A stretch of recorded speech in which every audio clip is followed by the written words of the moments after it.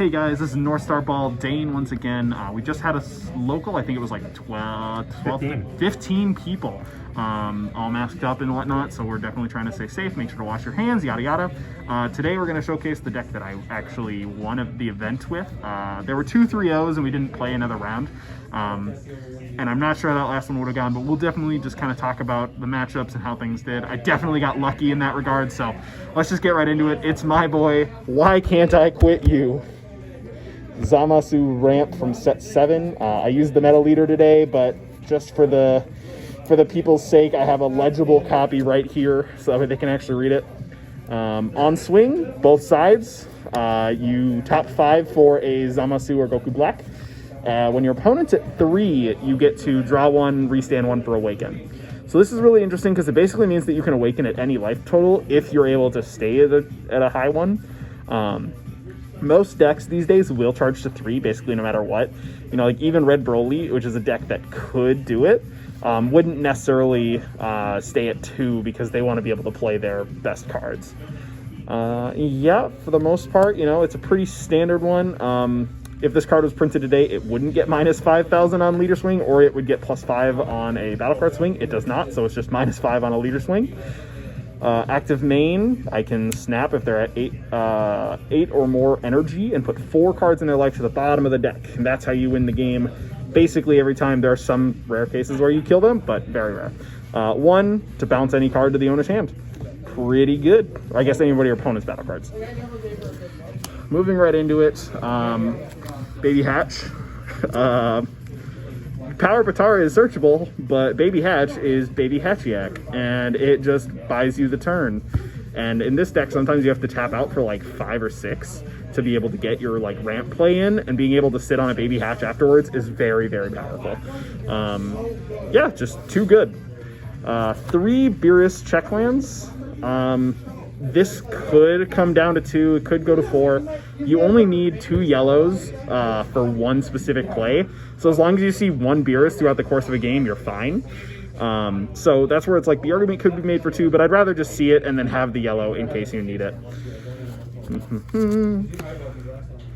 4 Unforeseen Darkness. I never played this card in my old builds, my tricolor build, or when I was just running blue-yellow at the start.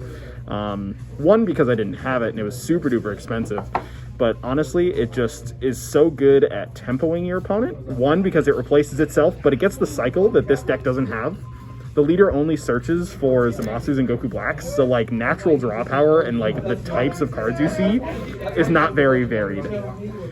So this card really helps in that regard. Also 15k body helps clear stuff, hits unisons, hits their leader if you need to get them to 4. Just pretty good.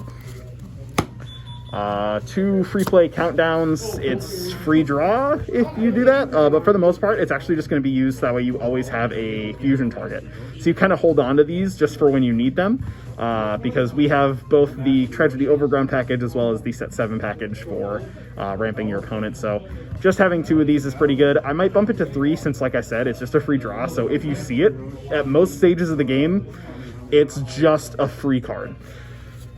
Pretty good.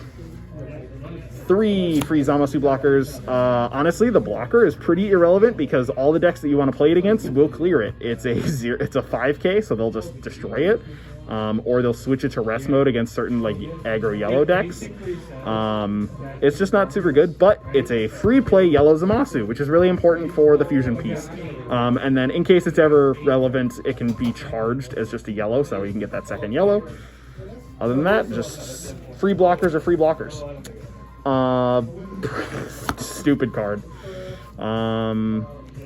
Free negate with big air quotes around it. You get to untap energy, or if you're like in a really good spot. The win con for this deck has changed in like how much easier it is, because now your opponent's probably going to go to 3 no matter what. This card makes it so you can push them to 4, and then you can from there use the other cards to immediately put them to 6 to 8. So this card is super duper good. And there's a really cool interaction that we'll talk about at the very end of the deck profile with something else. But this card is just free value, you negate, and then you can combo it away for another 10k, or it's a blue Goku Black to fuse over. 3 Zamasu the Cunnings. This is like the worst card in the deck, but it's necessary because some decks do have lots and lots of answers to this card. So being able to play an indestructible Zamasu is good, and then every once in a while Aegis does come up to restand energy, because like if you can restand 2 and then start negating again with Goku Black after tapping out for a turn, it's pretty great. Indestructible blue and yellow, so you can fuse over it for both packages. Pretty good card. Should be a 15 or a 19k though. I trashed this card a lot, and I still don't think it's super duper good, but in this specific build, it's okay. Divine Judgment will ramp for 2, right into rest mode, and then you can only play Zamasu, Goku Black, and mono blue unisons with specified cost of 2. Spoiler alert, we're not playing any unisons. This basically just lets you play your win con cards on like turn 4 or 5 as opposed to on turn 6, which is really important. Just because the pace of the game, you only have so many negates. I mean, there's a lot of negates, like a stupid amount of negates in this deck, but this just makes sure that you can actually do it. One thing that people need to be careful of is that once you play this card, you just, Baby Hatch doesn't actually go to your board, it just goes to your drop area. So, you know, stuff like that. Ramp cards, 3 Divine Providence, because looking at your opponent's hand is good, ripping 2 cards out is good, and the main play these days has actually basically become put your opponent to 4, like we said with Divine Prosperity, put them to 4, and then put them to 6, Baby Hatch your way into the next turn, put them to 8, snap. Do you want to say about Baby Hatch and this card? I already did. Did you? Oh, my bad. I zoned. So you just can't even, it doesn't get played, so it just goes straight to the drop area. But this card used to be kind of problematic. You basically had to put them to 6 and then resolve this card. But now you can put them to, you know, to 7 or whatever with this card, and then resolve it because you're sitting on a Baby Hatch. Or if you happen to be like at that high of a life total, you could like de-magic your way through the next few attacks. This card is just super duper good. It's blue and it's yellow, so again, at a turn 1, you can charge it and then fuse out of it later, out of your energy, or it's a yellow Zamasu, so that way when you go in, you can actually fuse over itself and a Goku Black that you play. Because Fuse Zamasu is not a character. Yeah, it's just Zamasu for some reason. Even though Fuse Zamasu is the leader name. Wow. 2 Goku Black the Replicator. In the old multicolor meta, this card was like impossible to play because everything would counterplay it and it would never see board, whether it was Frost Deadly Poison, Preemptive Strike, Hidden Potential, Denial of Hope. So it was like hard to commit for, but nowadays the only decks that you can't really play this against would be sometimes Mecha because they'll have Cold Bloodlust, and then oh my gosh, I guess blue. But blue is also just like a bad matchup in general, so just ramps one of your opponent's cards. If they're at 3 or less, it ramps another one off the top of their deck. Super duper good. If it's a battle card at least. And then you basically can, you know, just play a shadow token and then sit on big bodies and more combo power. Tragedy Overground package, 2, 3, and 3. So fuses over blue Zamasus and Goku Blacks. You can do it out of your energy. 4 to evolve on top of this. Place it and drop. Resolve this. If your opponent gets greedy with the amount of cards on board trying to kill you, because this deck does worse against go wide than go tall, right? When you're just negating every go tall attack, it doesn't matter. But if they go wide trying to counteract, like, oh, well, they can't have that many negates, then you punish them really, really hard, put everything in their energy, and if they played more than like 3 cards, you probably just win the game off of resolving this. It still has to be this small of a package. Sometimes I think about cutting it to like this, but honestly, these are just such good like turn 2 charges, since we only run the 2 Beerus, that you really just need it, and these are just great cards. Also clears board if you have to like swing and push for game for some reason. 35 dual attack is no joke. A one of that I kind of checked today to be cheeky, Great Priest Herald of Deliverance. These are some good not this one. These are some good gods to bounce back to your hand. you just get to grab them, and then this goes to the drop area, and then for 1 energy, you grab back potentially like 2 negates, or like a negate and a draw, a body that does the ridiculous restand and draw 2. Just really powerful. I didn't resolve it today, but I only saw it once, and that was on my kill turn. So I would like to test it more. This is the first day that I even ran it in the first place, but I think in theory it's very powerful. We'll just have to see how the deck moves on. The biggest innovation to the deck, 4 draw apes.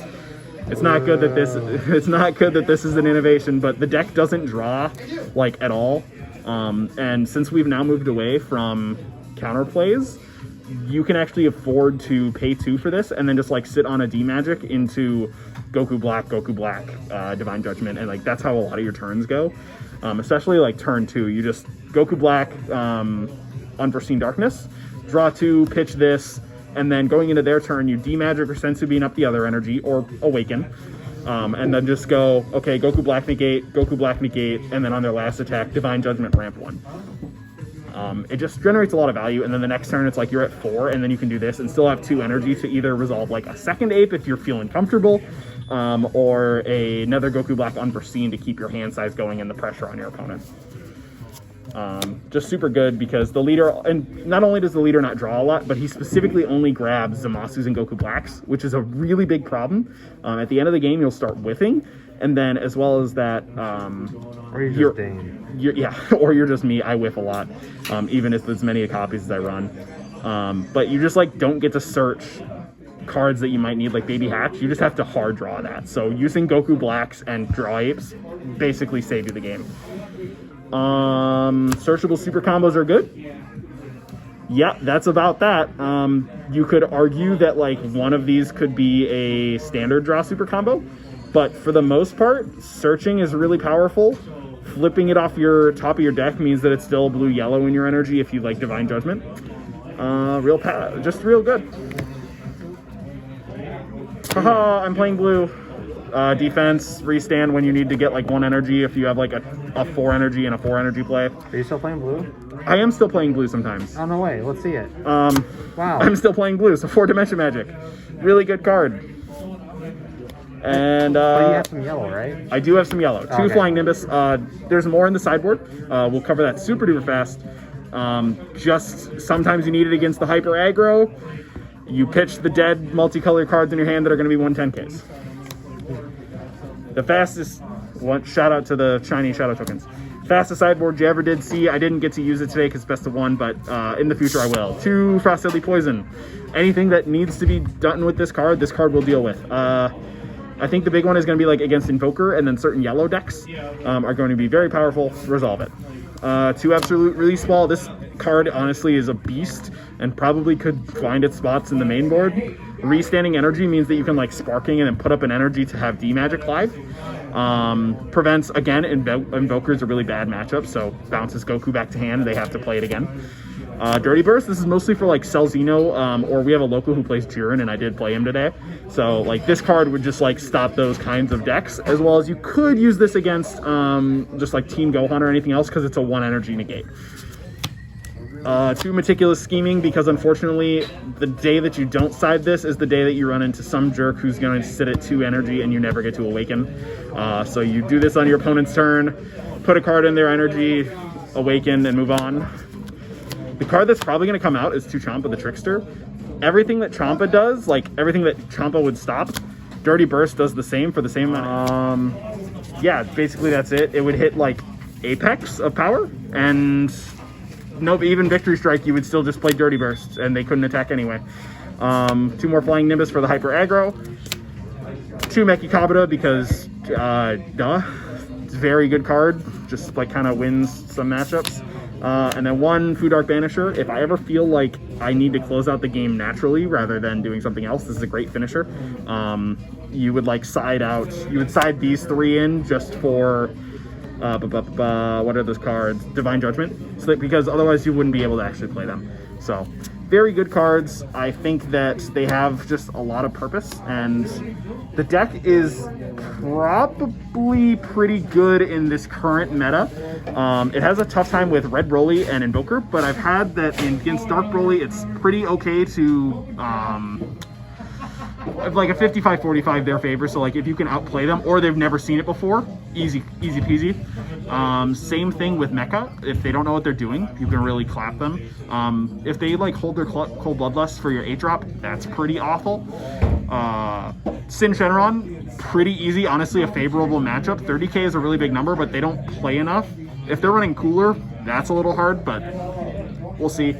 All in all, I today played against Whis, which was really hard, but I sneaked it out because Baby Hatch is stupid.